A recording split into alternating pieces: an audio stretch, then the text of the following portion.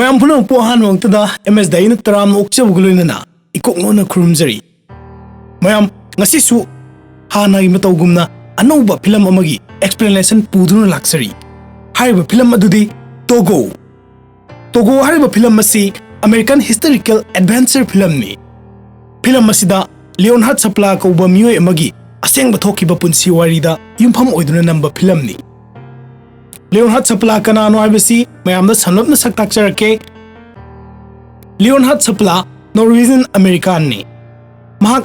ꯎꯟꯗ ꯒꯥꯔꯤ ꯆꯤꯡꯅꯅꯕ ꯍꯨꯏꯁꯤꯡ ꯂꯣꯏꯕ ꯑꯃꯗꯤ ꯍꯨꯏꯁꯤꯡ ꯑꯗꯨꯕꯨ ꯇ꯭ꯔꯦꯅꯤꯡ ꯇꯧꯕ ꯃꯤꯁꯛꯅꯤ ꯃꯍꯥꯛꯅ ꯁꯥꯏꯕꯦꯔꯤꯌꯟ ꯍꯁꯀꯤ ꯑꯁꯤ ꯃꯤꯌꯥꯝꯗ ꯁꯛ ꯇꯥꯛꯈꯤ ꯁꯦꯄ꯭ꯂꯥ ꯁꯦꯞꯇꯦꯝꯕꯔ 14, 1877ꯗ ꯅꯣꯔꯗꯔꯟ ꯅꯣꯔꯋꯦꯗ ꯄꯣꯛꯈꯤ ꯑꯗꯨꯒ ꯖꯅꯨꯋꯥꯔꯤ 28, 1967ꯗ ꯃꯍꯥꯛ ꯃꯁꯥꯒꯤ ꯆꯍꯤ 39 ꯁꯨꯔꯛꯄ ꯃꯇꯝꯗ USꯀꯤ ꯋꯥꯁꯤꯡꯇꯟ ꯍꯥꯏꯔꯤꯕ ꯃꯐꯝ ꯑꯗꯨꯗ ꯂꯩꯈꯤꯗꯦ ꯃꯌꯥꯝ ꯐꯤꯂꯝꯒꯤ ꯋꯥꯔꯤꯗ ꯄꯨꯛꯅꯤꯡ ꯈꯤꯇꯪ ꯑꯃꯨꯛ ꯆꯤꯡꯁꯤꯟꯖꯔꯒ ꯐꯤꯂꯝ ꯑꯁꯤꯅ IMDbꯗ 7.9 out of 10ꯒꯤ ꯃꯅꯨꯡꯗ ꯔꯦꯇꯤꯡ ꯐꯪꯈꯤ Rotten Tomatoesꯗ 92%, Google ꯌꯨꯖꯔꯁꯤꯡꯅ 89%, ꯑꯗꯨꯒ ꯐꯤꯂꯝ ꯑꯁꯤ $40 million ꯆꯪꯂꯒ ꯅꯝꯕ ꯐꯤꯂꯝꯅꯤ ꯐꯤꯂꯝ ꯑꯁꯤꯒꯤ ꯃꯔꯨꯑꯣꯏꯕ ꯁꯛꯇꯝ ꯂꯥꯡꯂꯤꯕ ꯃꯤꯑꯣꯏ ꯈꯔꯒꯤ ꯁꯛ ꯇꯥꯛꯆꯔꯛꯀꯦ ꯂꯤꯌꯣꯟꯍꯥꯔꯗ ꯁꯄ꯭ꯂꯥꯒꯤ ꯁꯛꯇꯝꯗ ꯃꯃꯤꯡ ꯂꯩꯔꯕ ꯑꯦꯛꯇꯔ ꯋꯤꯂꯤꯌꯝ ꯗꯥꯐꯣ ꯂꯤꯌꯣꯟꯍꯥꯔꯗ ꯁꯄ꯭ꯂꯥꯒꯤ ꯅꯨꯄꯤ ꯀꯟꯁꯇꯦꯟꯁ ꯁꯄ꯭ꯂꯥꯒꯤ ꯁꯛꯇꯝꯗ ꯖꯨꯂꯤꯌꯥꯅꯦ ꯅꯤꯀꯣꯜꯁꯟ ꯖꯣꯁ ꯃꯦꯅꯥꯔꯗꯀꯤ ꯁꯛꯇꯝꯗ ꯈ꯭ꯔꯤꯁꯇꯣꯐꯔ ꯍꯦꯌꯔꯗꯥꯜ ꯇꯣꯒꯣꯅ ꯑꯉꯥꯡ ꯑꯣꯏꯔꯤꯉꯩꯒꯤ ꯁꯛꯇꯝꯗ ꯗꯤꯖꯜ ꯍꯥꯏꯔꯤꯕ ꯍꯨꯏ ꯑꯁꯤ ꯇꯣꯒꯣꯒꯤ 14ꯔꯛ ꯁꯨꯕ ꯃꯆꯥꯅꯤ ꯇꯁꯦꯡꯅꯃꯛ ꯃꯍꯥꯛ ꯑꯁꯤ ꯇꯣꯒꯣꯒꯤ 14th ꯖꯦꯅꯦꯔꯦꯁꯟꯅꯤ ꯇꯣꯒꯣꯅ ꯃꯄꯨꯡ ꯃꯔꯩ ꯐꯥꯔꯕ ꯃꯇꯝꯒꯤ ꯁꯛꯇꯝ ꯂꯥꯡꯂꯤꯕ ꯍꯨꯏ ꯑꯁꯤꯅ ꯔꯤꯞꯇꯥꯏꯗ ꯐꯤꯂꯝ ꯑꯁꯤ ꯏꯔꯤꯛꯁꯟ ꯀꯣꯔꯅ ꯗꯤꯔꯦꯛꯁꯟ ꯄꯤꯕꯅꯤ ꯐꯤꯂꯝ ꯑꯁꯤꯒꯤ ꯔꯥꯏꯇꯔꯅ ꯇꯣꯝ ꯐ꯭ꯂꯤꯟ ꯐꯤꯂꯝ ꯑꯁꯤ 20 December 2019ꯗ ꯔꯤꯂꯤꯁ ꯇꯧꯈꯤ ꯃꯌꯥꯝ ꯆꯦꯅꯦꯜ ꯑꯁꯤꯕꯨ ꯁꯕꯁꯀ꯭ꯔꯥꯏꯕ ꯇꯧꯕꯤꯗ꯭ꯔꯤꯕ ꯏꯆꯤꯟ-ꯏꯅꯥꯎꯁꯤꯡ ꯆꯦꯅꯦꯜ ꯑꯁꯤꯕꯨ ꯅꯨꯡꯁꯤꯕꯤꯗꯨꯅ ꯁꯕꯁꯀ꯭ꯔꯥꯏꯕ ꯇꯧꯕꯤꯌꯨ ꯑꯃꯗꯤ ꯑꯅꯧꯕ ꯚꯤꯗꯤꯑꯣꯁꯤꯡ ꯊꯥꯒꯠꯂꯛꯄ ꯃꯇꯝꯗ ꯃꯌꯥꯝꯅ ꯈꯪꯕꯤꯅꯅꯕꯒꯤꯗꯃꯛ ꯅꯣꯇꯤꯐꯤꯀꯦꯁꯟꯒꯤ ꯕꯦꯜ ꯕꯇꯟ ꯑꯗꯨꯁꯨ ꯅꯝꯕꯤꯌꯨ ꯍꯥꯏꯗꯨꯅ ꯑꯃꯨꯛ ꯍꯟꯅ ꯏꯀꯣꯛꯅꯣꯅ ꯍꯥꯏꯖꯔꯤ ꯃꯌꯥꯝ ꯋꯥꯔꯤꯗ ꯑꯃꯨꯛ ꯃꯥꯏ ꯑꯣꯟꯁꯤꯟꯃꯤꯟꯅꯁꯤ ꯐꯤꯂꯝ ꯑꯁꯤꯒꯤ ꯑꯍꯥꯟꯕ ꯁꯤꯟꯗ ꯍꯨꯏ ꯈꯔꯅ ꯎꯟꯒꯤ ꯂꯝꯕꯤꯗ ꯒꯥꯔꯤ ꯆꯤꯡꯗꯨꯅ ꯆꯦꯟꯕ ꯑꯗꯨ ꯎꯠꯂꯤ ꯍꯥꯏꯔꯤꯕ ꯃꯇꯝ ꯑꯁꯤ ꯖꯅꯨꯋꯥꯔꯤ 24, 1925 ꯑꯗꯨꯒ ꯃꯐꯝꯅ ꯑꯂꯥꯁꯀꯥꯒꯤ ꯅꯣꯝ ꯍꯥꯏꯔꯤꯕ ꯃꯐꯝ ꯑꯗꯨꯗꯅꯤ ꯍꯨꯏꯅ ꯆꯤꯡꯕ ꯒꯥꯔꯤ ꯑꯗꯨ ꯊꯧꯔꯛꯂꯤꯕ ꯅꯨꯄꯥ ꯑꯁꯤ ꯁꯦꯄ꯭ꯂꯥ ꯀꯧꯕ ꯐꯤꯂꯝ ꯑꯁꯤꯒꯤ ꯃꯔꯨꯑꯣꯏꯕ ꯔꯣꯜ ꯂꯧꯔꯤꯕ ꯃꯤꯁꯛ ꯑꯁꯤꯅꯤ ꯃꯍꯥꯛꯅ ꯃꯐꯝ ꯑꯗꯨ ꯌꯧꯔꯛꯄꯗ ꯗꯨꯀꯥꯟ ꯑꯃꯗꯤ ꯃꯐꯝ ꯑꯗꯨꯒꯤ ꯑꯀꯣꯏꯕꯗ ꯂꯩꯔꯤꯕ ꯌꯨꯝꯁꯤꯡ ꯑꯗꯨ ꯂꯣꯏꯅ ꯊꯣꯡ ꯂꯣꯟꯗꯨꯅ ꯂꯩꯔꯝꯃꯤ ꯗꯦꯟ ꯃꯔꯐꯤ ꯀꯧꯕ ꯅꯨꯄꯥ ꯑꯃꯅ ꯃꯍꯥꯛꯀꯤ ꯃꯅꯥꯛꯇ ꯆꯪꯁꯤꯜꯂꯛꯂꯒ ꯃꯐꯝ ꯑꯁꯤ ꯗꯤꯞꯊꯦꯔꯤꯌꯥ ꯀꯧꯕ ꯂꯩꯅꯥ ꯂꯥꯏꯆꯠꯅ ꯑꯉꯥꯡ ꯑꯌꯥꯝꯕ ꯂꯣꯏꯅꯃꯛ ꯅꯥꯔꯦ ꯍꯥꯏꯔꯝꯃꯤ ꯃꯗꯨꯗ ꯁꯦꯄ꯭ꯂꯥꯅ ꯃꯍꯥꯛꯀꯤ ꯅꯨꯄꯤ ꯀꯟꯁꯇꯦꯟꯁꯇꯤ ꯀꯔꯝ ꯇꯧꯔꯤꯕꯒꯦ ꯍꯥꯏꯗꯨꯅ ꯍꯪꯂꯝꯃꯤ ꯃꯗꯨꯗ ꯗꯦꯟ ꯃꯔꯐꯤꯅ ꯑꯉꯥꯡꯁꯤꯡ ꯅꯥꯕꯅꯤ ꯑꯍꯟꯁꯤꯡꯗꯤ ꯅꯥꯗꯦ ꯍꯥꯏꯗꯨꯅ ꯈꯨꯝꯃꯤ ꯗꯦꯟ ꯃꯔꯐꯤꯅ ꯃꯈꯥ ꯇꯥꯔꯗꯨꯅ ꯂꯩꯅꯥ ꯑꯁꯤ ꯂꯥꯌꯦꯡꯅꯕ ꯍꯤꯗꯥꯛ ꯑꯗꯨ ꯐꯤꯌꯔꯕꯦꯡꯛ ꯔꯦꯜꯔꯣꯗ ꯍꯣꯁꯄꯤꯇꯥꯜ ꯍꯥꯏꯔꯤꯕ ꯃꯐꯝ ꯑꯗꯨꯗꯗꯤ ꯐꯪꯂꯦ ꯑꯗꯨꯕꯨ ꯃꯐꯝ ꯑꯗꯨꯗꯒꯤ ꯃꯐꯝ ꯑꯁꯤꯗ ꯃꯇꯧ ꯀꯔꯝꯅ ꯄꯨꯔꯛꯀꯅꯤ ꯍꯥꯏꯕꯗꯤ ꯈꯪꯗ꯭ꯔꯤ ꯍꯥꯏꯗꯨꯅ ꯍꯥꯏꯔꯝꯃꯤ ꯗꯦꯟ ꯃꯔꯐꯤꯅ ꯑꯃꯨꯛꯀꯁꯨ ꯃꯈꯥ ꯇꯥꯔꯒ ꯐꯔꯦꯁꯦ ꯃꯤ ꯈꯨꯗꯤꯡꯃꯛ ꯗꯦꯛꯁꯇꯔꯒꯤ ꯃꯅꯥꯛꯇ ꯂꯣꯏꯅꯃꯛ ꯂꯩꯍꯧꯔꯦ ꯑꯗꯨꯒ ꯃꯈꯣꯏꯅ ꯅꯪꯕꯨꯁꯨ ꯍꯪꯍꯧꯋꯤ ꯍꯥꯏꯗꯨꯅ ꯍꯥꯏꯔꯝꯃꯤ ꯃꯊꯪꯒꯤ ꯁꯤꯟꯗ ꯃꯈꯣꯏ ꯃꯌꯥꯝ ꯍꯤꯗꯥꯛ ꯑꯗꯨ ꯐꯤꯌꯔꯕꯦꯡꯛ ꯔꯦꯜꯔꯣꯗ ꯍꯣꯁꯄꯤꯇꯥꯜꯗꯒꯤ ꯃꯇꯧ ꯀꯔꯝꯅ ꯂꯧꯒꯅꯤ ꯍꯥꯏꯕꯒꯤ ꯃꯇꯥꯡꯗ ꯈꯟꯅ ꯅꯩꯅꯔꯝꯃꯤ ꯍꯥꯏꯔꯤꯕ ꯍꯤꯗꯥꯛ ꯑꯗꯨ ꯂꯩꯔꯦ ꯍꯥꯏꯕꯗꯤ ꯈꯪꯕ ꯇꯥꯔꯕꯁꯨ ꯃꯐꯝ ꯑꯗꯨꯗ ꯄꯨꯔꯛꯄꯗꯤ ꯑꯔꯨꯕ ꯑꯃ ꯑꯣꯏꯔꯝꯃꯤ ꯃꯔꯝꯗꯤ ꯑꯦꯔꯣꯄ꯭ꯂꯦꯟ ꯑꯃꯗꯤ ꯇ꯭ꯔꯦꯟꯅ ꯃꯐꯝ ꯑꯗꯨꯗ ꯄꯨꯔꯛꯄ ꯑꯣꯏꯊꯣꯛꯇꯦ ꯃꯔꯝꯗꯤ ꯍꯥꯏꯔꯤꯕ ꯃꯐꯝ ꯑꯗꯨꯗ ꯍꯥꯏꯔꯤꯕ ꯃꯇꯝ ꯑꯗꯨꯗ ꯌꯥꯝꯅ ꯏꯪꯕ ꯑꯃꯗꯤ ꯌꯥꯝꯅ ꯀꯟꯕ ꯎꯟ ꯄꯨꯕ ꯅꯨꯡꯁꯤꯠꯁꯤꯡ ꯁꯤꯠꯂꯝꯃꯤ ꯃꯈꯣꯏꯒꯤ ꯃꯔꯛꯇꯒꯤ ꯃꯤꯑꯣꯏ ꯑꯃꯅ ꯁꯦꯄ꯭ꯂꯥꯗ ꯋꯦꯗꯔ ꯑꯗꯨ ꯀꯝꯗꯧꯕꯒꯦ ꯍꯥꯏꯗꯨꯅ ꯍꯪꯂꯝꯃꯤ ꯃꯗꯨꯗ ꯁꯦꯄ꯭ꯂꯥꯅ ꯌꯥꯝꯅ ꯁꯥꯊꯤꯕ ꯑꯣꯏꯒꯅꯤ ꯉꯁꯥꯏ ꯑꯌꯨꯛꯇ ꯑꯩꯈꯣꯏꯅ ꯍꯥꯏꯕꯗꯤ ꯃꯍꯥꯛꯀꯤ ꯍꯨꯏ ꯑꯃꯗꯤ ꯃꯍꯥꯛꯅ ꯔꯦꯟꯗꯤꯌꯔꯁꯤꯡ ꯊꯦꯡꯅꯩ ꯑꯗꯨꯕు ꯑꯩꯒꯤ ꯍꯨꯏꯁꯤꯡ ꯑꯗꯨꯅ ꯊꯧꯑꯣꯏꯔꯝꯗꯅ ꯆꯦꯜꯂꯛꯏ ꯃꯔꯝꯗꯤ ꯋꯦꯗꯔ ꯑꯗꯨ ꯌꯥꯝꯅ ꯁꯥꯊꯤꯕ ꯑꯣꯏꯒꯅꯤ ꯑꯗꯨꯅ ꯃꯈꯣꯏ ꯀꯤꯗꯨꯅ ꯆꯦꯜꯂꯛꯄꯅꯤ ꯍꯥꯏꯔꯝꯃꯤ ꯑꯁꯨꯝꯅ ꯍꯥꯏꯅꯔꯕ ꯃꯇꯨꯡ ꯁꯦꯄ꯭ꯂꯥꯁꯨ ꯃꯍꯥꯛꯀꯤ ꯍꯨꯏ ꯑꯗꯨ ꯄꯨꯔꯒ ꯃꯌꯨꯝꯗ ꯍꯜꯂꯛꯏ ꯃꯍꯥꯛꯅ ꯃꯌꯨꯝꯗ ꯍꯜꯂꯛꯄꯒꯤ ꯂꯝꯕꯤꯗ ꯃꯈꯣꯏꯒ ꯄꯨꯟꯅ ꯃꯤꯇꯤꯡ ꯑꯗꯨꯗ ꯌꯥꯎꯕ ꯗꯣꯛꯇꯔ ꯑꯗꯨꯅ ꯃꯍꯥꯛꯀꯤ ꯒꯥꯔꯤ ꯑꯗꯨꯗ ꯇꯣꯡꯂꯝꯃꯤ ꯑꯗꯨꯒ ꯃꯈꯣꯏꯅ ꯍꯣꯁꯄꯤꯇꯥꯜ ꯌꯧꯔꯛꯄ ꯃꯇꯝꯗ ꯗꯣꯛꯇꯔ ꯑꯗꯨ ꯍꯣꯁꯄꯤꯇꯥꯜ ꯑꯗꯨꯗ ꯂꯩꯍꯧꯏ ꯁꯦꯄ꯭ꯂꯥ ꯃꯐꯝ ꯑꯗꯨꯗ ꯉꯥꯏꯍꯥꯛ ꯂꯦꯞꯂꯒ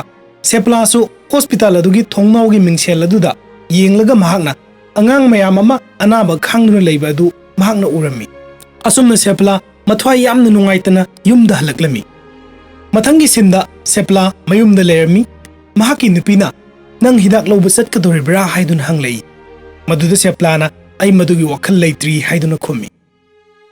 ꯃꯗꯨꯗ ꯀꯟꯁꯇꯦꯟꯁꯅ ꯑꯗꯨꯗꯤ ꯀꯔꯤꯒꯤ ꯁ꯭ꯂꯦꯠꯁ ꯔꯅꯔ ꯑꯗꯨ ꯁꯦꯝꯂꯤꯕꯅꯣ ꯍꯥꯏꯗꯨꯅ ꯍꯪꯂꯝꯃꯤ꯫ ꯁꯦꯄ꯭ꯂꯥꯅ ꯌꯥꯝꯅ ꯂꯥꯏꯅ ꯑꯗꯨꯕꯨ ꯑꯔꯊ ꯑꯅꯤ ꯊꯣꯛꯅ ꯃꯈꯣꯏ ꯑꯁꯦ ꯁꯦꯡꯗꯣꯛꯄ ꯃꯊꯧ ꯇꯥꯔꯦ ꯑꯗꯨꯅ ꯁꯦꯡꯗꯣꯛꯄꯅꯤ ꯍꯥꯏꯗꯨꯅ ꯈꯨꯝꯂꯝꯃꯤ꯫ ꯇꯁꯦꯡꯅ ꯃꯍꯥꯛꯅ ꯍꯥꯏꯔꯤꯕ ꯋꯥꯍꯩ ꯑꯁꯤ ꯃꯍꯥꯛ ꯆꯠꯅꯅꯕꯒꯤ ꯁꯦꯡꯗꯣꯛꯄꯅꯤ ꯍꯥꯏꯗꯨꯅ ꯂꯧꯕꯁꯨ ꯌꯥꯏ, ꯅꯠꯇ꯭ꯔꯒꯅ ꯍꯥꯏꯔꯤꯕ ꯄꯣꯠ ꯑꯗꯨ ꯃꯣꯠꯄꯗꯒꯤ ꯁꯦꯡꯗꯣꯛꯄꯅꯤ ꯍꯥꯏꯗꯨꯅ ꯈꯜꯂꯕꯁꯨ ꯌꯥꯏ꯫ ꯃꯗꯨꯗ ꯀꯟꯁꯇꯦꯟꯁꯅ ꯁꯦꯄ꯭ꯂꯥ ꯆꯠꯂꯅꯤ ꯍꯥꯏꯕ ꯈꯪꯉꯤ꯫ ꯇꯣꯒꯣ ꯍꯨꯏꯅꯥꯎ ꯃꯌꯥꯝꯅ ꯏꯃꯨꯡꯗ ꯀꯨꯟꯕ ꯑꯗꯨ ꯀꯣꯏꯇꯥꯟ ꯇꯥꯟꯅꯕꯗꯒꯤ ꯂꯩꯐꯝ ꯈꯪꯂꯝꯗꯦ꯫ ꯑꯁꯨꯝꯅ ꯁꯦꯄ꯭ꯂꯥ ꯑꯃꯗꯤ ꯃꯍꯥꯛꯀꯤ ꯅꯨꯄꯤꯁꯨ ꯃꯈꯣꯏꯒꯤ ꯕꯦꯗꯔꯨꯝꯗ ꯆꯪꯂꯝꯃꯤ, ꯑꯗꯨꯒ ꯃꯈꯣꯏ ꯑꯅꯤꯅ ꯃꯈꯣꯏꯒꯤ ꯕꯦꯗꯔꯨꯝꯗ ꯋꯥꯔꯤ ꯁꯥꯟꯅꯔꯝꯃꯤ꯫ ꯁꯦꯄ꯭ꯂꯥꯒꯤ ꯅꯨꯄꯤꯅ ꯋꯦꯗꯔ ꯑꯁꯤꯗ ꯆꯠꯄ ꯌꯥꯒꯗ꯭ꯔꯥꯅꯦ ꯍꯥꯏꯗꯨꯅ ꯍꯪꯂꯛꯏ꯫ ꯃꯗꯨꯗ ꯁꯦꯄ꯭ꯂꯥꯅ ꯈꯨꯗꯤꯡꯃꯛ ꯌꯥꯒꯅꯤ ꯍꯥꯏꯔꯛꯏ꯫ ꯃꯁꯤꯗ ꯁꯦꯄ꯭ꯂꯥꯅ ꯍꯥꯏꯅꯤꯡꯂꯤꯕꯁꯦ ꯇꯧꯒꯦ ꯈꯜꯂꯕꯗꯤ, ꯃꯍꯥꯛꯅ ꯆꯠꯀꯦ ꯍꯥꯏꯅꯕꯨ ꯈꯟꯈ꯭ꯔꯕꯗꯤ ꯑꯗꯨꯝ ꯆꯠꯄ ꯉꯝꯒꯅꯤ ꯍꯥꯏꯕꯗꯨꯅꯤ꯫ ꯁꯦꯄ꯭ꯂꯥꯒꯤ ꯅꯨꯄꯤꯅ ꯐꯔꯦ ꯑꯗꯨꯗꯤ ꯃꯈꯣꯏꯗꯁꯨ ꯀꯅꯥꯒꯨꯝꯕ ꯑꯃ ꯍꯥꯟꯅ ꯈꯜꯍꯟꯁꯤ ꯍꯥꯏꯗꯨꯅ ꯍꯥꯏꯔꯛꯏ꯫ ꯍꯥꯏꯕꯗꯤ ꯆꯠꯅꯅꯕ ꯃꯤ ꯑꯗꯨ ꯀꯅꯥꯒꯨꯝꯕ ꯑꯃ ꯍꯥꯟꯅ ꯆꯠꯍꯟꯅꯅꯕ ꯃꯈꯣꯏꯗ ꯍꯥꯏꯁꯤ ꯍꯥꯏꯕꯅꯤ꯫ ꯑꯗꯨꯕꯨ ꯁꯦꯄ꯭ꯂꯥꯅ ꯑꯩꯈꯣꯏꯅ ꯄꯨꯟꯈꯤꯕꯗꯣ ꯑꯩꯒꯨꯝꯕ ꯃꯨꯁꯔ ꯉꯛꯇꯅꯤ, ꯍꯥꯏꯕꯗꯤ ꯑꯇꯩ ꯑꯗꯨꯁꯨ ꯑꯩꯗꯧꯅ ꯎꯟꯗ ꯒꯥꯔꯤ ꯆꯤꯡꯂꯒ ꯆꯠꯄ ꯃꯤ ꯉꯛꯇꯅꯤ, ꯃꯈꯣꯏ ꯀꯅꯥꯒꯨꯝꯕ ꯑꯃꯠꯇꯅ ꯆꯠꯀꯦ ꯍꯥꯏꯔꯛꯇ꯭ꯔꯤꯕꯁꯦ ꯃꯈꯣꯏꯅ ꯆꯠꯅꯤꯡꯗꯕꯒꯤꯅꯤ ꯍꯥꯏꯗꯨꯅ ꯈꯨꯝꯃꯤ꯫ ꯑꯗꯨꯕꯨ ꯃꯍꯥꯛꯀꯤ ꯅꯨꯄꯤꯅ ꯑꯇꯣꯞꯄ ꯃꯤ ꯑꯃ ꯆꯠꯍꯟꯅꯅꯕ ꯍꯥꯏꯗꯨꯅ ꯀꯟꯅ ꯍꯥꯏꯔꯤ꯫ ꯑꯗꯨꯕꯨ ꯁꯦꯄ꯭ꯂꯥꯅ ꯑꯩ ꯉꯁꯥꯏ ꯍꯣꯁꯄꯤꯇꯥꯜ ꯃꯄꯥꯗ ꯂꯦꯞꯂꯛꯄꯗ ꯑꯩꯅ ꯑꯉꯥꯡ ꯑꯅꯥꯕꯁꯤꯡ ꯑꯗꯣ ꯂꯣꯏꯅꯃꯛ ꯎꯔꯛꯏ꯫ ꯁꯦꯄ꯭ꯂꯥꯅ ꯃꯈꯥ ꯇꯥꯔꯗꯨꯅ ꯑꯩꯈꯣꯏꯒꯤ ꯌꯨꯝ ꯊꯪꯅꯕꯗ ꯂꯩꯕ ꯅꯨꯄꯤ ꯃꯆꯥ, ꯑꯩꯈꯣꯏꯒꯤ ꯍꯨꯏꯕꯨ ꯌꯥꯝ ꯇꯣꯏꯅ ꯁꯥꯟꯅꯖꯕ, ꯑꯩꯈꯣꯏꯒꯤ ꯍꯨꯏꯕꯨ ꯌꯥꯝꯅ ꯂꯨꯅ ꯇꯧꯖꯕ ꯑꯉꯥꯡ ꯑꯗꯨꯁꯨ ꯅꯥꯗꯨꯅ ꯂꯩꯍꯧꯏ ꯍꯥꯏꯗꯨꯅ ꯍꯥꯏꯔꯝꯃꯤ꯫ ꯃꯗꯨꯗ ꯃꯍꯥꯛꯀꯤ ꯅꯨꯄꯤꯅ ꯁꯦꯂꯤꯅꯤ, ꯃꯍꯥꯛ ꯅꯪꯒꯤ ꯍꯨꯏ ꯈꯛꯇꯃꯛ ꯅꯠꯇꯦ, ꯃꯍꯥꯛꯇꯤ ꯍꯨꯏ ꯈꯨꯗꯤꯡꯃꯛꯄꯨ ꯁꯥꯟꯅꯃꯤꯟꯅꯩ, ꯃꯍꯥꯛꯇꯤ ꯍꯨꯏ ꯈꯨꯗꯤꯡꯃꯛ ꯂꯨꯅ ꯇꯧꯏ ꯍꯥꯏꯗꯨꯅ ꯍꯥꯏꯔꯝꯃꯤ꯫ ꯃꯁꯤꯗ ꯍꯥꯏꯅꯤꯡꯂꯤꯕꯁꯤ ꯀꯟꯁꯇꯦꯟꯁꯅ ꯃꯍꯥꯛꯀꯤ ꯅꯨꯄꯥꯕꯨ ꯆꯠꯇꯅꯕ ꯍꯥꯏꯗꯨꯅ ꯍꯣꯠꯅꯕꯅꯤ꯫ ꯑꯗꯨꯕꯨ ꯁꯦꯄ꯭ꯂꯥꯅ ꯌꯥꯔꯝꯗꯦ꯫ ꯑꯁꯨꯝꯅ ꯀꯟꯁꯇꯦꯟꯁ ꯁꯦꯄ꯭ꯂꯥꯕꯨ ꯊꯤꯡꯕ ꯉꯝꯂꯔꯣꯏ ꯈꯪꯂꯝꯃꯤ, ꯑꯗꯨꯒ ꯃꯃꯥꯏ ꯑꯗꯨ ꯁꯦꯄ꯭ꯂꯥꯗꯒꯤ ꯂꯩꯊꯣꯛꯂꯛꯂꯒ ꯇꯣꯒꯣꯗ ꯃꯨꯟꯅ ꯌꯦꯡꯂꯒ ꯃꯃꯤꯠꯇꯒꯤ ꯃꯄꯤ ꯇꯥꯗꯨꯅ ꯃꯈꯣꯟ ꯊꯣꯛꯇꯅ ꯀꯞꯂꯝꯃꯤ꯫ ꯀꯟꯁꯇꯦꯟꯁꯅ ꯃꯈꯥ ꯇꯥꯔꯗꯨꯅ ꯇꯣꯒꯣꯕꯨ ꯄꯨꯕꯤꯈꯤꯅꯨ, ꯐ꯭ꯔꯤꯖ ꯑꯣꯏꯅ ꯄꯨꯔꯣ, ꯇꯣꯒꯣꯗꯤ ꯑꯍꯜ ꯑꯣꯏꯔꯦ ꯍꯥꯏꯔꯛꯂꯝꯃꯤ꯫ ꯃꯗꯨꯗ ꯁꯦꯄ꯭ꯂꯥꯅ ꯑꯩ ꯕ꯭ꯔꯤꯖ ꯂꯥꯟꯒꯗꯕꯅꯤ, ꯃꯍꯥꯛ ꯄꯨꯗꯕ ꯌꯥꯔꯣꯏ ꯍꯥꯏꯗꯨꯅ ꯈꯨꯝꯂꯛꯏ꯫ ꯀꯟꯁꯇꯦꯟꯁꯅ ꯃꯍꯥꯛ ꯆꯍꯤ 12 ꯁꯨꯔꯦ, ꯑꯗꯨꯒ ꯃꯍꯥꯛꯁꯦ ꯏꯜꯋꯥꯜ ꯆꯠꯄ ꯃꯇꯝꯗ ꯌꯥꯝꯅ ꯑꯍꯜ ꯑꯣꯏꯔꯦ, ꯑꯗꯨꯅ ꯃꯍꯥꯛ ꯂꯝꯕꯤ ꯑꯗꯨꯒꯤ ꯁꯔꯨꯛ 4 ꯊꯣꯛꯄꯒꯤ ꯑꯃ ꯐꯥꯎꯕ ꯆꯠꯄ ꯉꯝꯂꯔꯣꯏ ꯍꯥꯏꯅ ꯅꯪꯅ ꯍꯥꯏꯈꯤꯕꯗꯥꯏ ꯍꯥꯏꯗꯨꯅ ꯍꯥꯏꯔꯛꯏ꯫ ꯃꯗꯨꯗ ꯁꯦꯄ꯭ꯂꯥꯅ ꯅꯪ ꯀꯩꯁꯨ ꯅꯠꯇꯕꯗ ꯅꯊꯟꯇ ꯅꯊ꯭ꯋꯥꯏ ꯋꯥꯍꯟꯖꯔꯦ, ꯇꯨꯝꯂꯁꯤ ꯍꯥꯏꯔꯝꯃꯤ꯫ ꯀꯟꯁꯇꯦꯟꯁ ꯇꯣꯒꯣꯕꯨ ꯄꯨꯈ꯭ꯔꯒꯅꯤ ꯍꯥꯏꯕꯁꯤ ꯃꯍꯥꯛ ꯈꯪꯂꯝꯃꯤ, ꯑꯗꯨꯅ ꯃꯍꯥꯛ ꯇꯨꯝꯕ ꯌꯥꯔꯝꯗꯦ꯫ ꯃꯍꯥꯛꯅ ꯃꯈꯥ ꯇꯥꯔꯛꯏ, ꯅꯍꯥꯛꯅ ꯋꯥꯔꯦꯞꯇꯣ ꯂꯧꯗ꯭ꯔꯤꯉꯩꯗ ꯃꯨꯟꯅ ꯈꯜꯂꯣ, ꯅꯪ ꯅꯨꯡꯉꯥꯏꯍꯧꯔꯣꯏ꯫ ꯇꯣꯒꯣꯁꯦ ꯅꯪꯒ ꯍꯦꯟꯅ ꯂꯣꯏꯅꯕꯅꯤ, ꯑꯗꯨꯒ ꯅꯪꯅ ꯃꯥꯕꯨ ꯁꯤꯗ꯭ꯔꯤ ꯐꯥꯎꯕ ꯆꯦꯜꯍꯟꯒꯗꯧꯔꯤ꯫ ꯑꯗꯨꯒ ꯃꯍꯥꯛꯅ ꯃꯈꯥ ꯇꯥꯔꯛꯏ, ꯃꯍꯥꯛ ꯀꯔꯤ ꯊꯣꯛꯀꯅꯤ ꯍꯥꯏꯕꯒꯤ ꯅꯪ ꯀꯔꯤꯁꯨ ꯁꯦꯝ ꯁꯥꯗ꯭ꯔꯤ, ꯍꯥꯏꯕꯗꯤ ꯃꯍꯥꯛꯀꯤ ꯂꯝꯕꯤꯗ ꯊꯦꯡꯅꯒꯗꯕ ꯈꯨꯗꯣꯡꯆꯥꯗꯕꯁꯤꯡ ꯑꯗꯨꯅꯤ꯫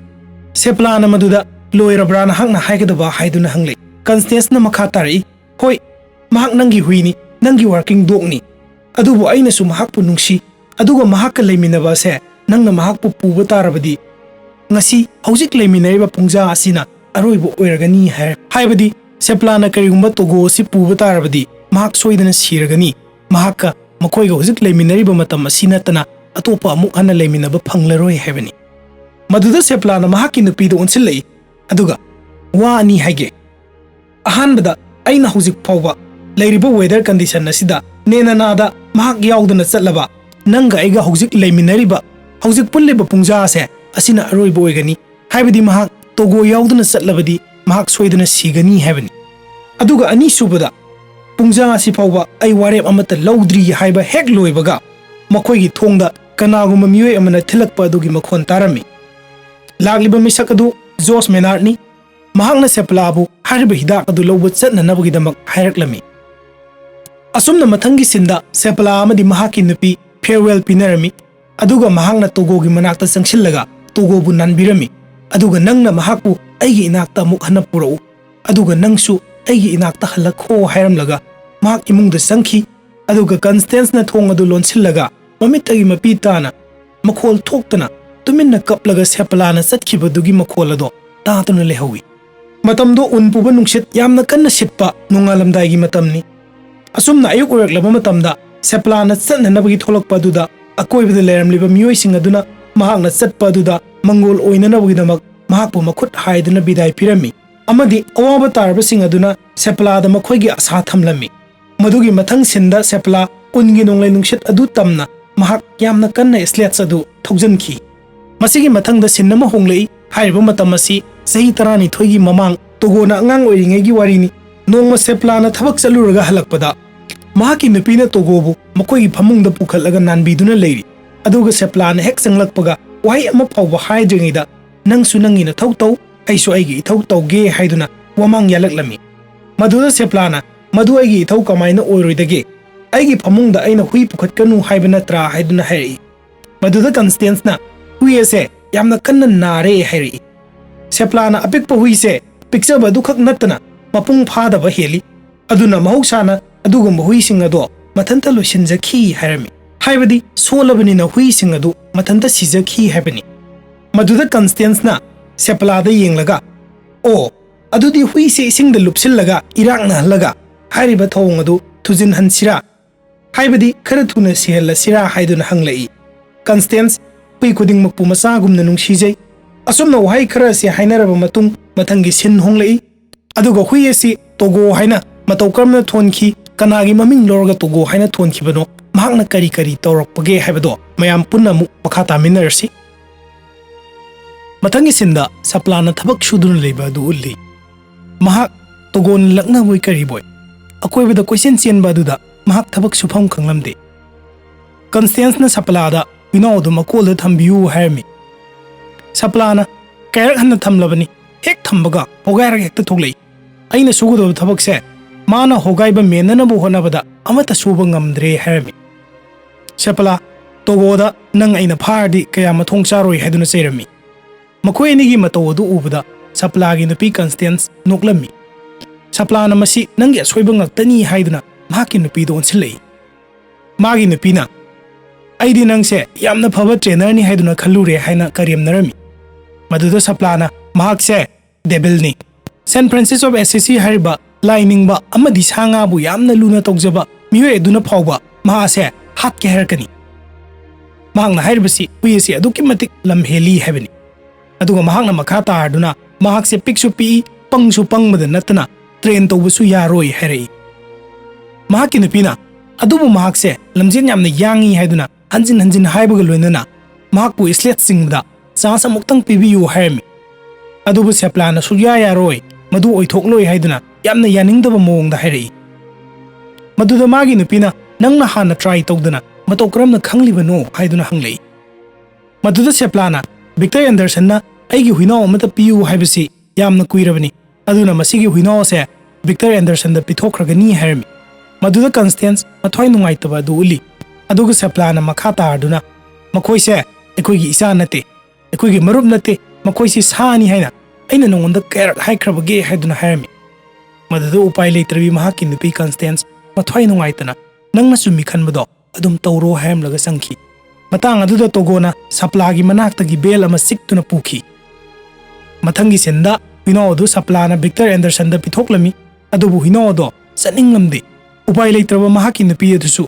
ꯅꯨꯡꯉꯥꯏꯇꯅ ꯌꯦꯡꯗꯨꯅ ꯂꯩꯍꯧꯏ ꯃꯊꯪꯒꯤ ꯁꯤꯟꯗ ꯁꯦꯄꯂꯥ ꯑꯃꯗꯤ ꯃꯍꯥꯛꯀꯤ ꯅꯨꯄꯤꯅ ꯃꯈꯣꯏꯒꯤ ꯌꯨꯝꯊꯛ ꯑꯗꯨ ꯁꯦꯝꯂꯤꯉꯩ ꯃꯇꯝ ꯑꯗꯨꯗ ꯍꯨꯏꯅꯥꯎ ꯑꯗꯨ ꯑꯃꯨꯛ ꯊꯤꯟꯕ ꯂꯥꯛꯏ ꯑꯗꯨꯒ ꯅꯪꯒꯤ ꯃꯊꯣꯡ ꯆꯥꯗꯕ ꯍꯨꯏꯅꯥꯎꯁꯦ ꯁꯤꯗ ꯂꯩꯔꯦ ꯍꯥꯏꯅ ꯍꯥꯏꯔꯒ ꯍꯨꯏ ꯑꯗꯨ ꯊꯝꯂꯝꯂꯒ ꯆꯠꯄ ꯍꯧꯈꯤ ꯃꯗꯨ ꯎꯕꯗ ꯁꯦꯄꯂꯥꯒꯤ ꯅꯨꯄꯤ ꯀꯟꯁꯇꯦꯟꯁ ꯊꯅꯨꯡꯗ ꯁꯤꯛ ꯁꯤꯛ ꯅꯣꯛꯂꯝꯃꯤ ꯑꯗꯨꯕꯨ ꯁꯦꯄꯂꯥꯅ ꯌꯦꯡꯂꯛꯄ ꯑꯗꯨꯗ ꯃꯍꯥꯛ ꯅꯣꯛꯇꯕ ꯁꯥꯔꯗꯨꯅ ꯚꯤꯛꯇꯔ ꯑꯦꯟꯗꯔꯁꯟꯗ ꯌꯥꯝꯅ ꯏꯀꯥꯏꯅꯤꯡꯉꯥꯏꯅꯤ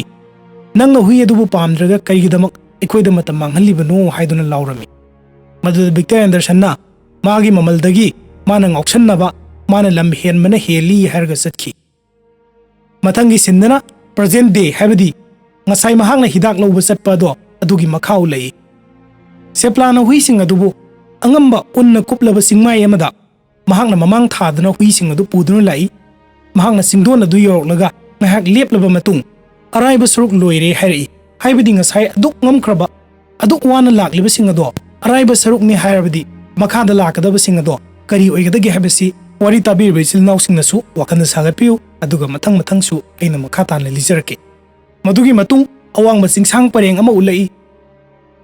sing adugi angamboromda hui sing aduna singduna islets adu thogdhari sapla nungsit aduna moment mamai phawa pangwa ngamlamdi hui sing aduna singduna purakpada yamna luba aduga yamna sungamba mafam amada thogdharaklami makoi singmai adudagi tagadore adubu togona khangladuna leplammi adubu chelakpadugi speed aduna yangmanduna tarai tarai na phaba ngamlamdi adubu mamai thangda leplaba matung mahangna mayam adubu singkhatpiduna mayam pumnamak kallammi haiba thogdo aduda togogi makhong soklami mathangi sinda makoi road house amada thunglami road house aduda amituk kobu nupa amaga atik talak kobu nupi amaga lermi nupi aduna togobu konbiraga isai ama saklami nupa adana nupi adugi maming atik talak kowi madugi arthana polar bear mother haibani hermi aduga nupi aduna togogi seliba khongjel aduga mahaki heart ki beat aduga heart ki beat ne hena yangle hermi maduna takpadi togo se masa normal oidre heaveni mathangi sinda uliba sina togoge angang oringegi matamni sepla hana gumna magi huising training toba chatringai togobu makol da hapsillaga mahangna hogairga tholakpa ngamdanaba makol adugi akoibada nung hapsillami madugi matung sepla satkhre togo makoigi matung inanaba haiduna makol adugi akoibada khoro khotuna mahaki thokpham thirammi aduga mahaki makolgi akoibadu khotokpa horei seplana nung hapsilambaduna khotokpa ngamlamde aduga mamai thangda mahangna khogairaga thoglaklaga seplana satkiba lambi adu thiduna matung inarakhi togona seplana satkiba adu matung inananawa haiduna chelakpa matamda uriba phajaba si film asibu yenglaba matamda ta khangani adoki matik puning huna phajai mathangi sinda uliba sina seplana tai huising adu training tawringai togona laklaga thugairami maduta sunatana mahangna koiba duda reindeer sing leiba du urami mahang reindeer sing adu tanaragani hebasi seplana khangi aduna mana madu tawduna ba hairami adubu togona tanakhi maduda tai hui sing adu su tanaduna sepla mahangna thogliba gari adu control tawba ngamdraduna mahaki nakalda leiba part aduda tasalami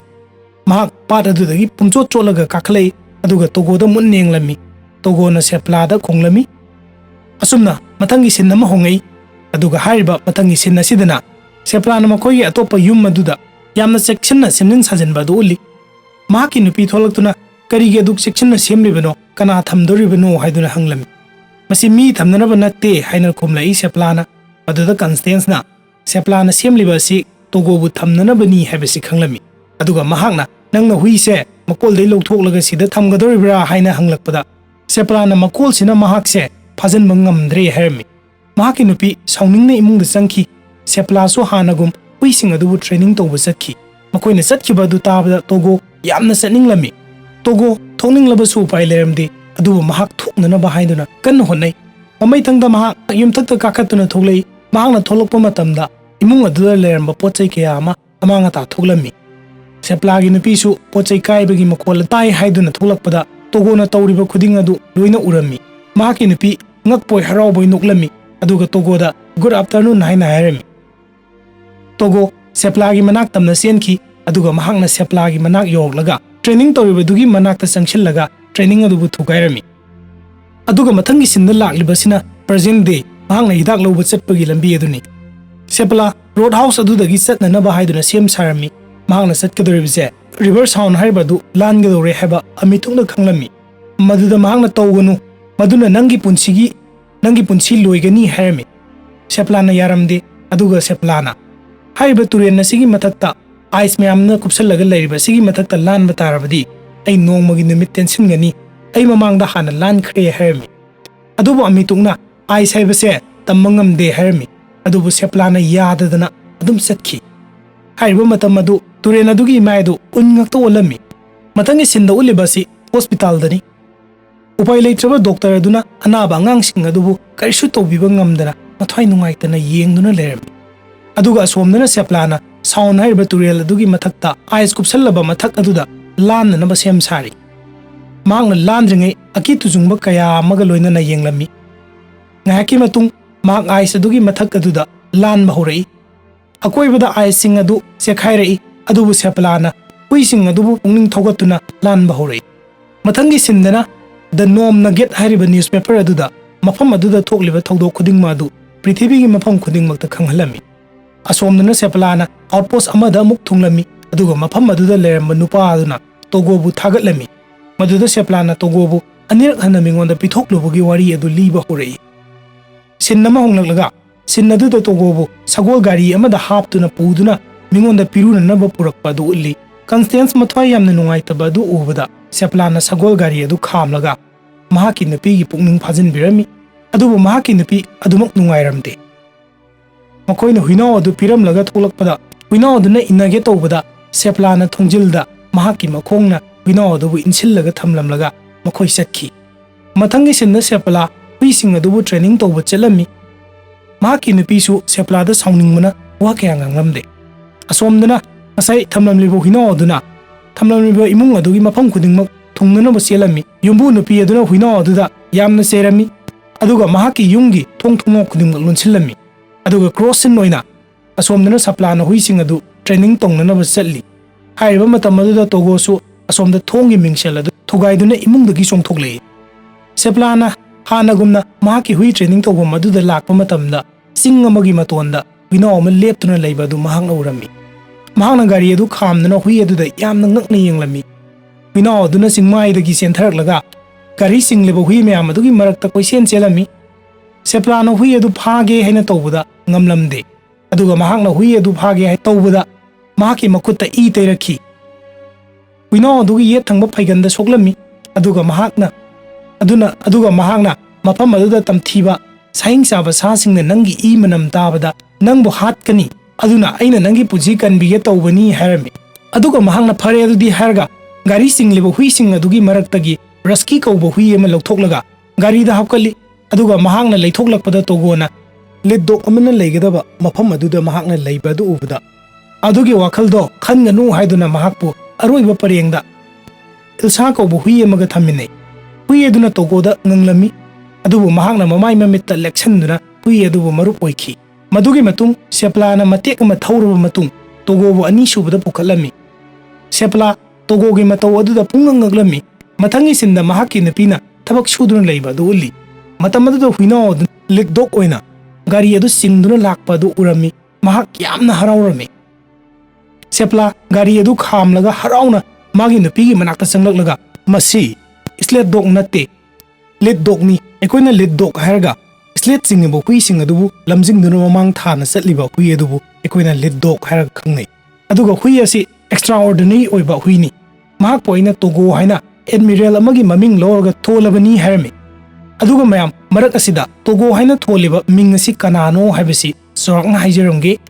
Marshal Admiral Togo Hayashiro 27 January 1848 ta poklaga 30 May 1934 da siki mahak Imperial Japanese Navy gi Admiral oirami aduga mahakpu Japan gi greatest naval hero singi marakta amani haiduna singthanari mahak masana masabu maasi Samurai Shijo Kingo gi sadano dani hermi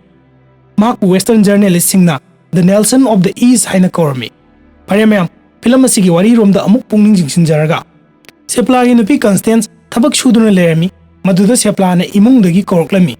Mahakna sanglakpada togo makhoi gi bedroom adugi thongjin mapanda kunduna lerami. Sepla na mahaki nupi bu sanglaklaga mahaki manakta phamung aduda phamnana baharami.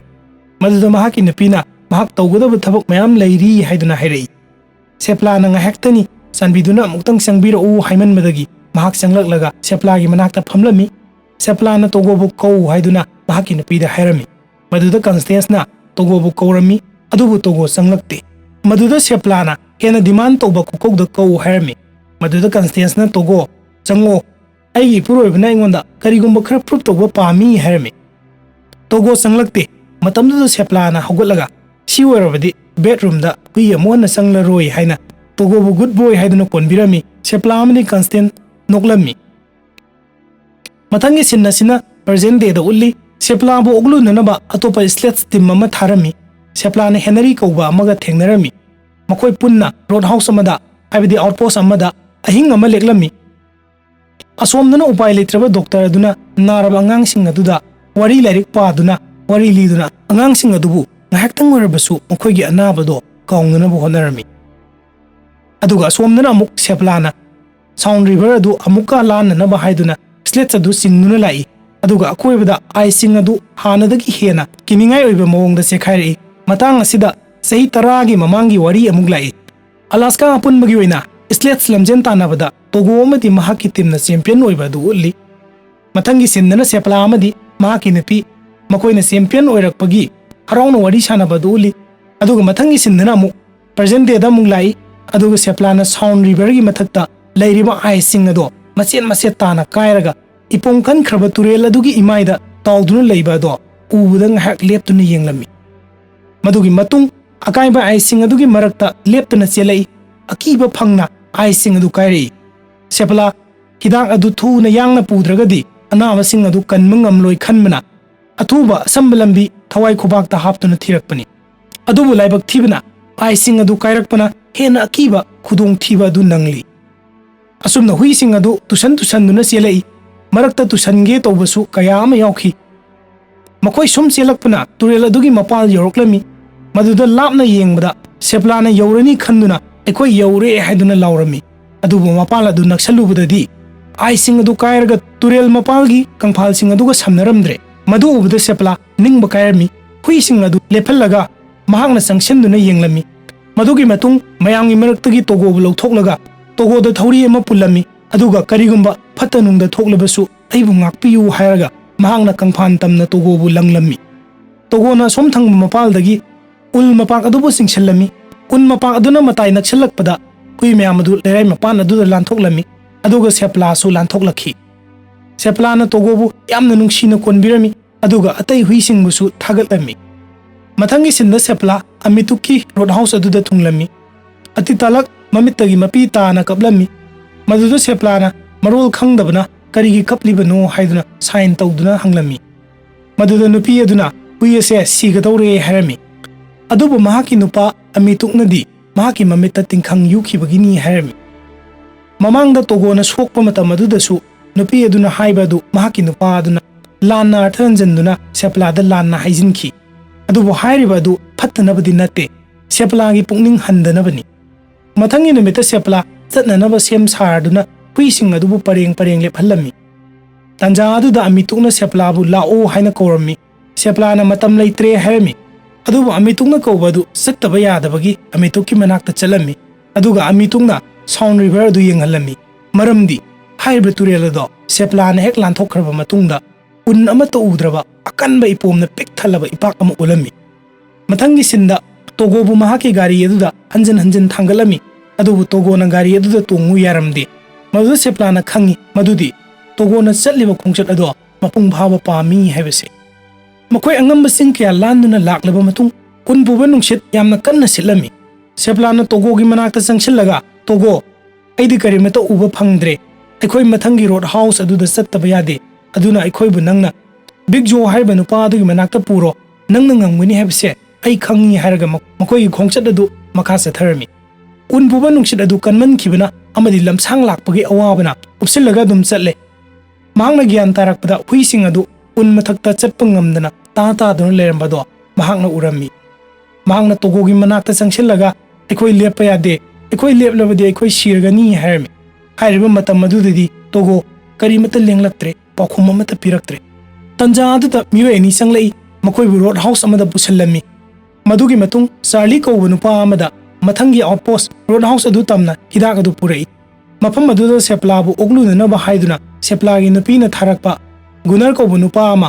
ꯃꯈꯣꯏꯒꯤ ꯍꯨꯏ ꯍꯥꯏꯕꯗꯤ ꯁꯦꯄꯂꯥꯒꯤ ꯍꯨꯏ fox ꯑꯃꯗꯤ ꯕꯥꯜꯇꯣꯒꯅ ꯂꯝꯖꯤꯡꯂꯒ ꯊꯥꯔꯛꯈꯤꯕ ꯃꯤ ꯑꯗꯨꯗ ꯍꯤꯗꯥꯛ ꯑꯗꯨ ꯁꯤꯟꯅꯔꯝꯃꯤ꯫ ꯇꯣꯒꯣ ꯃꯈꯣꯡꯗꯨꯁꯨ ꯁꯣꯛꯂꯝꯃꯤ꯫ ꯃꯊꯪꯒꯤ ꯁꯤꯟꯗ ꯒꯨꯅꯔ ꯀꯥꯁꯟ ꯍꯥꯏꯔꯤꯕ ꯅꯨꯄꯥ ꯑꯗꯨ ꯅꯣꯝ ꯁꯤꯇꯤꯗ ꯌꯧꯔꯝꯃꯤ꯫ ꯃꯗꯨꯗ ꯔꯤꯄꯣꯔꯇꯔ ꯑꯃꯅ ꯃꯍꯥꯛꯀꯤ ꯃꯃꯤꯡ ꯑꯃꯗꯤ ꯃꯍꯥꯛꯀ ꯆꯠꯃꯤꯟꯅꯔꯨꯔꯤꯕ ꯍꯨꯏ ꯐꯣꯛꯁ ꯑꯃꯗꯤ ꯕꯥꯜꯇꯣꯒꯤ ꯃꯃꯤꯡ ꯏꯁꯤꯟꯕꯒ ꯂꯣꯏꯅꯅ ꯐꯣꯇꯣ ꯂꯧꯗꯨꯅ ꯃꯍꯥꯛꯀꯤ ꯋꯥꯈꯜꯗ ꯍꯤꯗꯥꯛ ꯑꯗꯨ ꯐꯤꯌꯔꯕꯦꯡ ꯍꯣꯁꯄꯤꯇꯥꯜꯗꯒꯤ ꯃꯍꯥꯛꯅ ꯍꯥꯏꯕꯗꯤ ꯒꯨꯅꯔꯅ ꯂꯧꯔꯨꯕꯅꯤ ꯈꯟꯗꯨꯅ ꯁꯦꯚꯤꯌꯔ ꯑꯣꯐ ꯅꯣꯝ ꯁꯤꯇꯤ ꯍꯥꯏꯅ ꯀꯧꯗꯨꯅ ꯃꯈꯣꯏꯒꯤ ꯅ꯭ꯌꯨꯁꯄꯦꯄꯔ ꯑꯗꯨꯗ ꯏꯔꯝꯃꯤ꯫ ꯃꯊꯪꯒꯤ ꯁꯤꯟꯗ ꯎꯠꯂꯤꯕ ꯑꯁꯤ ꯕꯤగ్ ꯖꯣꯒꯤ ꯃꯌꯨꯝꯗ ꯇꯣꯒꯣ, ꯁꯦꯄꯂꯥ ꯑꯃꯗꯤ ꯃꯍꯥꯛꯀꯤ ꯍꯨꯏꯁꯤꯡꯅ ꯍꯞꯇꯥ ꯑꯃ ꯄꯣꯊꯥꯗꯨꯅ ꯂꯩꯔꯕ ꯃꯇꯨꯡ ꯑꯗꯨꯅꯤ꯫ ꯑꯁꯣꯝꯗꯅ ꯑꯅꯥꯕ ꯑꯉꯥꯡꯁꯤꯡ ꯑꯗꯨ ꯍꯔꯥꯎꯅ ꯅꯥꯕ ꯐꯗꯨꯅ ꯅꯣꯛꯈꯤꯕ ꯍꯣꯁꯄꯤꯇꯥꯜ ꯑꯗꯨꯗ ꯀꯣꯏꯆꯦꯟ ꯆꯦꯟꯗꯨꯅ ꯁꯥꯟꯅꯕ ꯑꯗꯨ ꯎꯠꯂꯤ꯫ ꯗꯣꯛꯇꯔ ꯑꯗꯨꯁꯨ ꯍꯔꯥꯎꯅ ꯌꯦꯡꯖꯔꯝꯃꯤ꯫ ꯃꯊꯪꯒꯤ ꯁꯤꯟꯗ ꯁꯦꯄꯂꯥ ꯕꯤగ్ ꯖꯣ ꯍꯣꯏꯒꯤ ꯌꯨꯝꯗꯒꯤ ꯆꯠꯅꯅꯕ ꯁꯦꯝ ꯁꯥꯔꯝꯃꯤ꯫ ꯑꯗꯨꯕꯨ ꯕꯤగ్ ꯖꯣꯅ ꯍꯞꯇꯥ ꯑꯃꯒ ꯂꯩꯅꯅꯕ ꯍꯥꯏꯔꯝꯃꯤ꯫ ꯑꯗꯨꯕꯨ ꯁꯦꯄꯂꯥꯅ ꯌꯥꯔꯝꯗꯦ꯫ ꯇꯣꯒꯣ ꯍꯨꯏꯁꯤꯡ ꯑꯗꯨꯒꯤ ꯃꯃꯥꯡ ꯊꯪꯗꯨꯅ ꯑꯗꯨꯃꯛ ꯂꯦꯞꯂꯝꯃꯤ꯫ ꯁꯦꯄꯂꯥꯅ ꯒꯥꯔꯤ ꯑꯗꯨ ꯇꯣꯡꯗꯨꯅ ꯈꯣꯡꯅ ꯑꯣꯏꯅ ꯂꯥꯛꯂꯝꯃꯤ꯫ ꯃꯊꯪꯒꯤ ꯁꯤꯟꯗ ꯀꯟꯁꯇꯦꯟꯁꯅ hui khar khongbagi makhol tarami maduda thongnawda chepthaduna yengbada sepla lakpadu urami mahak haiphet harauramlaga togo bu sepla na pamduna purakpaduda amuk mahaki maithong mami langsilami matangi sinda hui bu phamungda amukta pusanba yadaba sepla na togo bu phamungda pusanduna tumhallami madugi matung sinnama honglaklaga ayuk sepla na tumba hugolakpada Constance na togo bu nanbiduna lerami aduga Constance na newspaper da sepla amadi togo gi mahutta Gunnar amadi baltogi maramda newspaper da irakpaduda nungaitana hairami tanja aduda makhoigi mayumda miwai kaya ama laktuna sepla bu thagalami adubu sepla di mathoi adum nungairamde Den Murphy na su togo gi kunnabini haiduna phi puraktuna pirami numidang thenglaba kanda makhoigi yumthangnabi nupi macha Sally kaubi mamangda mahaksu diphtheria na nakhibini haiba nupi macha adusu mapaga laklami aduga sepla da togo gi asaba murti ama pirami Sally gi mapa Debna Sally bu yamna luna tawjei aduna Sally na naba pharakpada aduki matik haifam khangdana sepla bu thagatpa du phongdoklami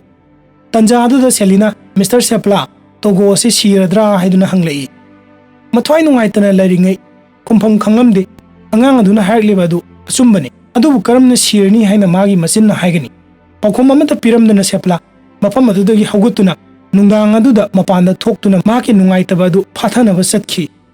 Constance na mahakpu tanaduna mahaki pukning phajinanaba hotnaki adubu Sepla na nangna haikiba khudingmak chummi aina mahakpu siri phawba silhankhibani aina mahakpu hatpani haina kaptuna sakhi mathangi sinna Sepla togo bu thamlamlaga thabak sakhi togo makhongsu nari adubu Sepla na satkhiba aduda mahak inananaba kanna honari adubu Constance na khamlami togo Sepla na satkhiba du lapna yengduna ngahak khonglaba matung thong adu hangdoktuna Sepla bu tanakhi Constance na khamba yaramde Constance su togo bu tanari Sepla wakhal nungaitana chatlingai Constance na togo bu kauduna tanarakpa du tarami mahakna mamai leithoktuna yenglubada togo na mahakpu tanaraklami Sepla na togo bu mahakna ngangawringaida mahakna satkhiba matamda tanarakpa du oina urami togo Sepla gi manak yoklami aduga Sepla na togo bu konbirami Constance su lapna leptuna yenglami mathangi sinda Sepla togo amadi Constance nungaina leiminaba du ulli madugi matung togo gi masa mathang lorami aduga mahaki masa sing adubu Sepla Siberian haina khangnarami Prithvi gi mafam kayadagi mioi kayana mahaki masa bu pamnarami asumna togo 5 December 1929 da mahak sahi 13 surakpada sikhi asumna film asi loisinki aduga togo gi mapagi mamingna Sugen kawi maasi Siberian husky tangkhai aduga Alaskan malamat tangkhai ni asumna film asi loisinki mayam ngasi gi video se kamdo wage habadu comment section da iduna khangan birau aduga adom gi apa film singsu aduma comment section da ibiramu aduga adom na khangbiba film sing leiba tarbasu film mayam ama explanation torokpanina mayam gi apa film mayam ama demand torokpanina film sing loinamak tawba ngamdabanina adom na khangba wari sing leiba tarbasu adumak iduna MS Diary gi description da hapsariba number asida thabirau amadi MS Diary bu matam bonokta support tawbiyu haiduna amuka hannasu mayamda nolokna haijari mayam punampu thagatchari channel asibu subscribe tawbidriba chilnaw singnasu channel asibu subscribe tawsinbiu aduga mathangi video thagalakpada khangbinanaba notification bell button adubu sunambiu mayam punampu amuka hanna thagatchari yai fare